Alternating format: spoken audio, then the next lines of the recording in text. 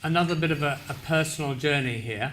So I'm going to talk to Jenny about a slightly different angle, because Jenny herself has taken a particular interest in nutrition, and that's become, it was very important to her in her journey back to health, but it's stayed very important to her ever since as well, in which she'll tell you about. But in a similar way to Sue, it was still just part of what you did. It was. And maybe just if you could quickly give the picture of the whole sort of your integrative program, what it looked like. Well, I was diagnosed in 2003, and I had an 11 centimetre grade 4 tumour, which was quite frightening. I'm sure anybody who's been in that diagnosis situation would have felt the same.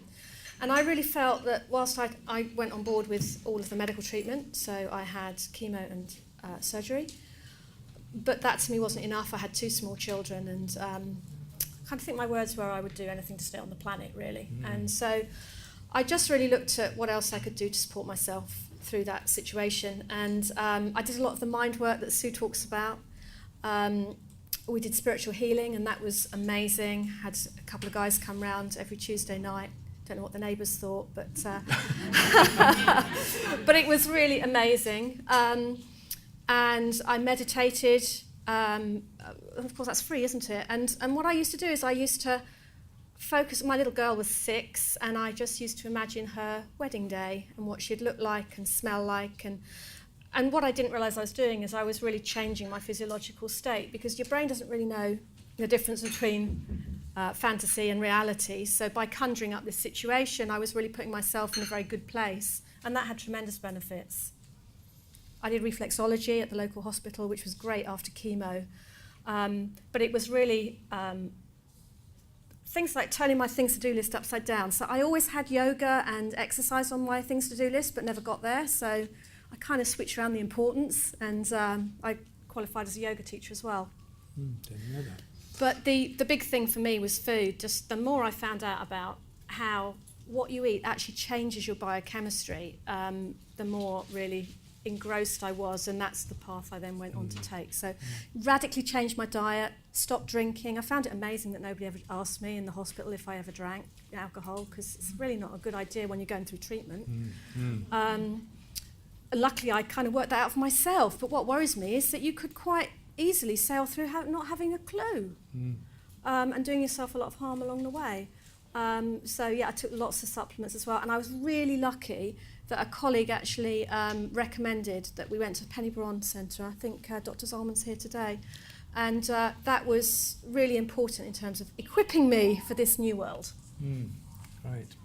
Yeah, it sounds like from what you'd written that I read that you had a kind of light bulb moment with food. It's just like where you really got it that actually this is the way I can, directly help myself as medicine. Basically, is that right? I think I often say, food as medicine, because it does have that dramatic impact on your body, and everything you eat or drink or think affects what's going on the inside, for better or for worse. And I think we've already kind of touched on this. It's really quite confusing as to where to go, so I've kind of made it my life's work to absorb myself in this field. And because I'm seeing patients as well now, I've kind of got some feedback too in terms of what works and what doesn't. So Jenny's actually did a cookery workshop along with her colleague a couple of weeks ago for us, which was fantastic, specifically for cancer.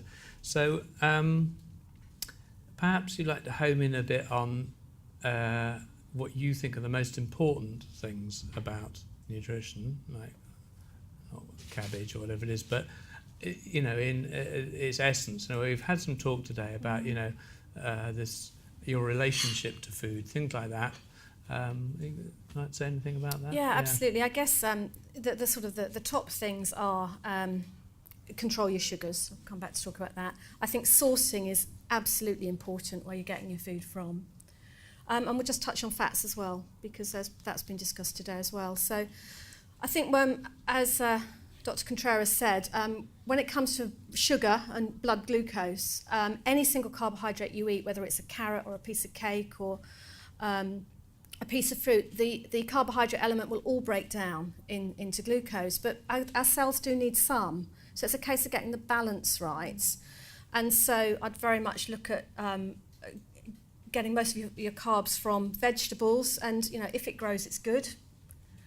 So really, you need to go back to a natural foods diet. That's the most important thing, and vegetables have a real key part to play in that. I think when it comes to things like rice and some of the more starchy grains, depends on your metabolic type. I don't do carbohydrates very well at all. Mm-hmm. In fact, we actually went to a funeral yesterday, and so I was subjected to the usual sort of carbiness and sometimes you have to go with the flow. My diet is impeccable 99% of the time, so I have no problem having a few things off track occasionally, but I put on 3 pounds overnight because my body just doesn't cope with them. So I keep the grains out, but for other people they might work well. Personally, I think wheat's a bit of an issue for most people. Obviously, some people just don't get on with it, but I think the bigger problem for me is that wheat is so dominant. So if you have a sandwich, it's dominant carbohydrate, and that to me is not good for anybody because it's just not got enough goodness in it. So yeah, I think the whole sugar thing needs some careful consideration, so keep your sugars low. I think sourcing is incredibly important, and really being quite deliberate about where you get your foods from. So personally, when I remember, I try to put an online order for one of the organic boxes, and actually at the cookery class last week, Abel and Cole sponsored us, so we had all their beautiful vegetables, which was fantastic. Failing that, then I'll try and opt for vegetables from the supermarket. I try to get more organic than not, because then you're keeping your pesticides low. And when it comes to meat, I'm a big meat fan. I know we've had quite a lot of discussion about that today. But I think for most people, meat has a good role to play in a diet. It's a very nutritious food, but it really matters what the husbandry of that animal has been. You don't, for a start, we don't want to really encourage people to keep animals in horrible circumstances. I have a big problem with that. I'm very lucky. I have a farm locally, and so we have what we call happy meat, so little pigs out grazing, and that's part of the circle of life. So I think sourcing is really important. And just being, and sometimes you can't control it, and then you go with the flow because emotionally you don't want to be having this, oh my God, I really don't want to eat it. And if you make that decision, you go with it.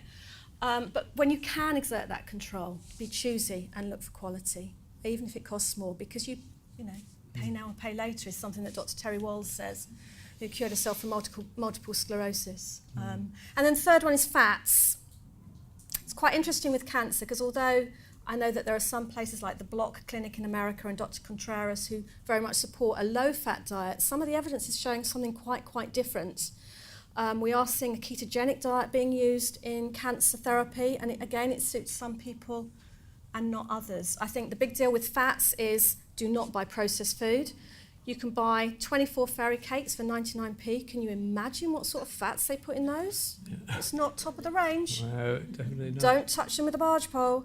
But when it comes to good quality fats from nuts and seeds and avocado and olive oil and well-sourced animals, I think that's fine. Just be moderate in everything. Because the thing is, if you overeat one thing, you're undereating something else. I guess the exception to that is vegetables, where you probably can't get enough.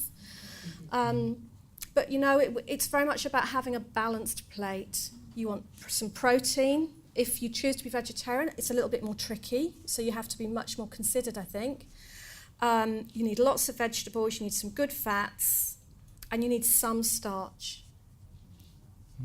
Okay. Anybody got any burning questions out there, either about what Jenny did herself or about from a nutrition point of view? Yes, right. I thought the ketogenic was a much higher percentage of fat in order for it to work. Is If you go on to that, yes. But it doesn't suit everybody. But yes, but a ketogenic diet would be virtually no, and really keeping the sugars down low and really beefing the fat percentage up. I think for most people, they probably sit in the middle in a more Mediterranean diet. But Gerson is completely the opposite, and that works for some people too. So yes, I think it's a case of getting what's right for you.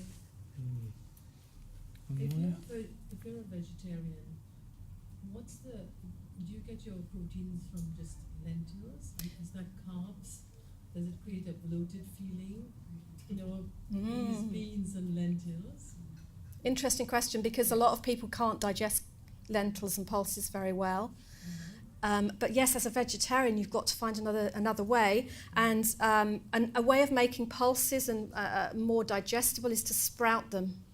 So sprout your chickpeas. It only takes a couple of days in a little pot. It's really easy. Google it on the internet, and that helps the digestibility. And what about quinoa?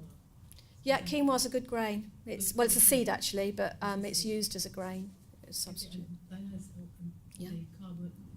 carbohydrates percentage in that. Carbohydrates? It's a lot less than some of the other grains. Okay. So, there was couscous with lunch. It looked beautiful in tomatoes, but I know a lot of people gave it a wide berth, either because they're not eating wheat or... so quinoa is something else you can have instead of couscous. But wasn't the lunch great? Yeah. Fabulous. Great choice, yeah. Beautiful food. Right, one more, quickie, yeah.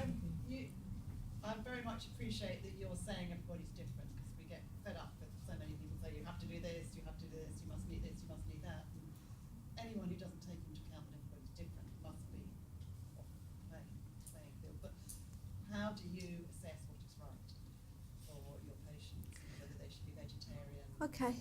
I like most people I would start off in the middle of a road Mediterranean. I've got one person at the moment on a vegetarian diet, and he's been working with me for a year. He was a very, very ill diabetic when he came. He's now done really well, but I'm looking at more actively detoxing him for a short period of time. Sometimes I'll put people onto paleo if they've got inflammatory health conditions, if they've got digestive issues. But I think my sort of main place would be Mediterranean, and then I think you go on to a more vegetarian diet for detox, and you come back and go on to including meats in terms of rebuilding. So the person that was talking about losing weight, you may well need some extra protein in your diet, but it needs to be very easily digestible. So I'm all for the slow cooker and putting some real good quality meat and some vegetables in there and just letting it slowly cook to be more digestible. So do you do the metabolic typing or anything like that? I do a metabolic diet based on blood tests, but it's not the metabolic typing diet, but I do use blood tests, yeah. Okay, I think we'd better move on at that point. Thank you very much, Jenny.